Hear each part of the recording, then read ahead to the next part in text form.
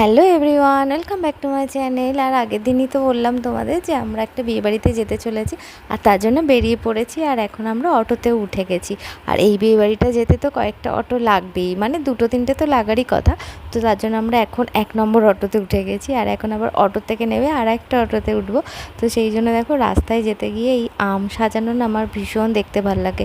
আসলে আমার পছন্দের ফলও হচ্ছে এই পাকা আম, তাই জন্য ফাঁক ফোকর দিয়ে আম দেখতে পারলেই ওটার ভিডিও না করে আমি থাকতে পারি না। তো যাই হোক, অবশেষে অটোর লাইনে এসে দেখি লম্বা লাইন পড়ে গেছে, কিছুক্ষণ তো দাঁড়াতেই হলো। তারপরে আমাদের অটো আসলো, আমরা উঠে গেছি। কিন্তু ওই অটো থেকে নামার পর আবার একটা অটোতে উঠতে হবে, কিন্তু সেই অটোতে উঠতে গিয়ে দেখি আরও বেশি লাইন।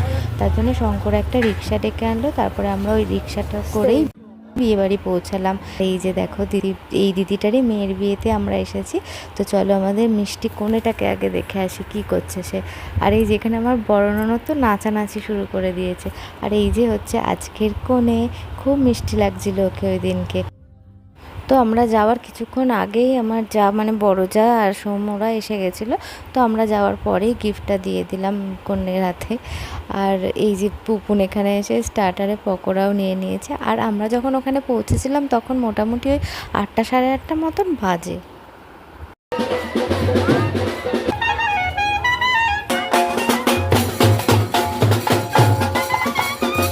আর ওই দিনকে না বিয়ের লগ্ন বেশ দেরিতে ছিল, মানে ওই 10টা সাড়ে 10টা নাগাদ ছিল সবাই বলছিল। তো সেই জন্য তখনও পর্যন্ত তো বর এসে পৌঁছায়নি।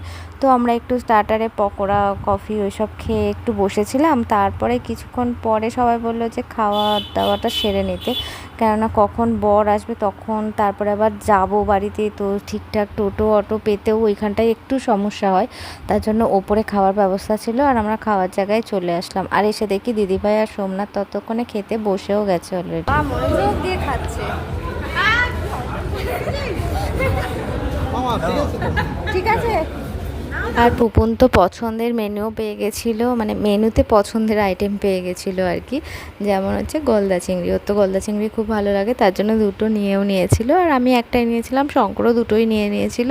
আর রান্নাগুলো কিন্তু খুবই ভালো ছিল, চিকেন ছিল, মাছ ছিল, চিংড়ি ছিল, অনেক কিছুই ছিল। তো আমরা তো ভালোভাবেই খেয়ে দিয়ে নিলাম। আর এখানে গৌতম দাও এসে গেছে আমাদের সাথে দেখা করতে। অ্যাকচুয়ালি গৌতম দারই বোনের মেয়ের বিয়ে ছিল ওই দিন।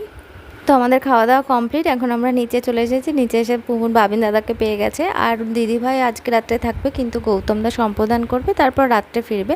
তো পুপুন আবার এখন গুবলু দিদিকে টাটা করতে চলে এসেছে। ওর ডাক নাম গুবলু আর ভালো নাম দেবস্মিতা।